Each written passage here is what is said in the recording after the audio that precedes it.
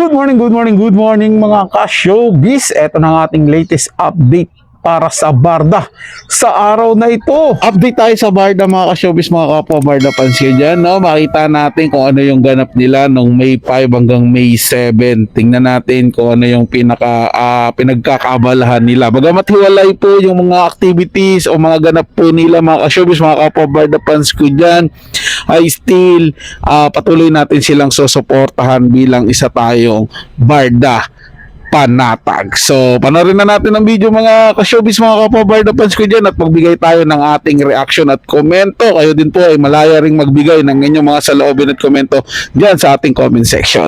Kaya naman kung hindi ka pa nakapag-subscribe dito sa ating channel, ano pang hinihintay mo? Mag-subscribe na at i-hit ang notification bell para laging mauna ka sa mga bagong balitang showbiz. Panoorin at pakinggan ang buong detalye at ikaw na ang humusga. Barbie Fortes update and TikTok video ni Barbie. Barbecue sauce on the side. Don't forget my chicken wings that I ordered, or you will get knocked upside your head with a quarter. Magandang araw po, ako po si Barbie Forteza. Paalala lang po, ang paghahain at pagbabayad ng inyong income tax ay extended hanggang May 15, 2026. Maaari po kayo mag-file at magbayad sa pamamagitan ng EFTS o bumisita sa pinakamalapit na tanggapan ng BIR. Huwag po kalimutang tuparin ng ating tungkulin bilang responsabling mamamayan upang makaiwas sa penalties. Maraming salamat po! Yun. Kasi nga meron tayong image na pinangahawakan, pinapangalagaan. So, I think mas yun. More than being a soft girl, mas I try to be nice to everyone. Kasi, honestly, na-experience ko na hindi nice sa akin everyone. And so, nag-promise ako sa sarili ko, hindi ko ito gagawin sa iba. So, yun. That's why I always try to be nice to everyone, accommodating, ganyan. Kasi kung ano yung, katulad ng bata ako na hindi sila nice sa akin, yun yung impression na naibigay sa akin. Happy 70th Gay Halloween! Boy Santa! Thank you so much for this Yes, vlog screen and nagpa-picture kay Barbie. Kids, yan o. David Licauco update, and during last taping day ng Never Say Die, kasama niya sila Jillian Ward and Kim Jisoo at Rahil Buya. Kasama rin ng mga staff and crew. And may sila ang isa't isa.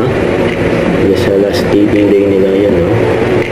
Nagsaya pa nga ng bonding nila sa set Ayun pa nga sa set ng Never Say Die, si David. Ramdam pa nga ni David yung injury niya sa paa, yung laro ng basketball. Ayun pa nga, nagakbo ng braso pa nga David, si Rahid. Yan, yung nagwawagi. Si David, nakaisa agad si Rahid.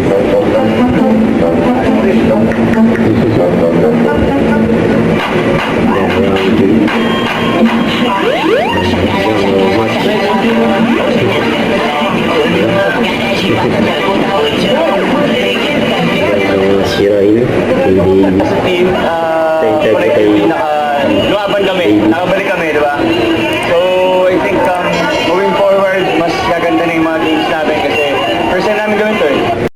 Kaya pala napakabuti ni Barbie Fortes, no? Talagang nag-iiwan siya ng magandang impression dun sa mga taong first time niyang nakikita o nakakasalamuha. Diba kasi nakaranas pala siya na gano'n na parang hindi siya gusto at iba yung tingin sa kanya. Iba yung naging impression sa kanya.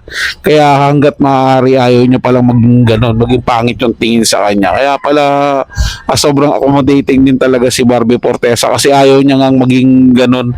Ayaw niyang maka-experience yung ibang tao na kapag na-meet siya sabihan siya na hindi siya accommodating na tao, hindi siya maayos na tumanggap.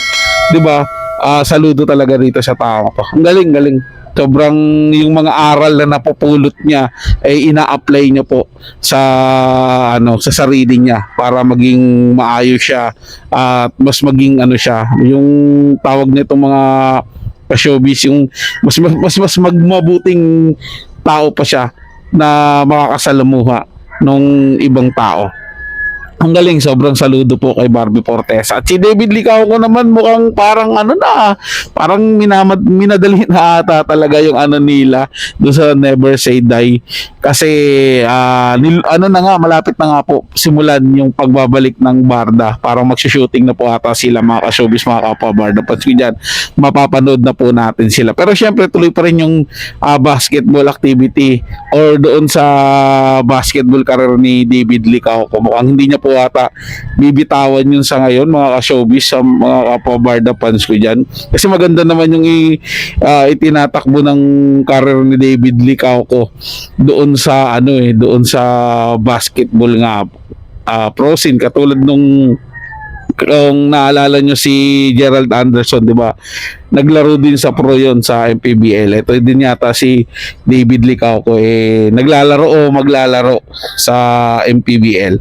So support tayo bilang Barda fan. Supportahan po natin mo ng activity nila. Pero lalo tayong susuporta doon sa pagbabalik tambalan nitong dalawa na to. So excited na po ako mapanood ulit sila, mga ka-showbiz, mga kapwa Barda fans ko dyan. Ang tanong na lang talaga kailan ipapalabas. Pero yung shooting kasi alam ko may date na po yon. Sisimulan na nila doon sa date na nilabas o na pag-usapan. Pero hindi lang natin alam kung kailan mapapanood. So abang-abang lang po tayo, mga ka-showbiz, mga kapwa Barda fans ko dyan. Kaya naman kung ano man sa loobin nyo, i-komento na dyan sa ating comment section at babasahin at pupusuan ko po yan. Salamat po sa inyo lahat.